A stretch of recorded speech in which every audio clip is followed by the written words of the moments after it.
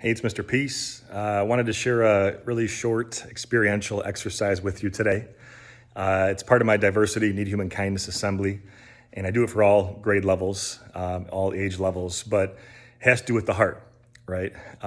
But what I always ask students to do, or adults, I say just close your eyes for a second, right? Close your eyes. Close your eyes and just take a 20-minute power nap. No, I'm kidding. Some of you might do that though. But just close your eyes and point to yourself.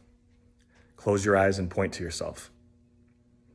And usually what happens when I say open their eyes, one time I forgot to say that and a first grader kept them closed the entire assembly. But when I say that and then tell them to open them, finally, usually 8, 9 out of 10 people, sometimes 10 out of 10 are pointing here, right, to their heart.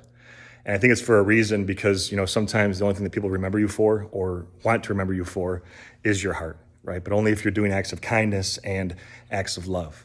So try that out today with someone else and let me know, comment here as to where you were pointing. And hopefully that did touch your heart. Peace.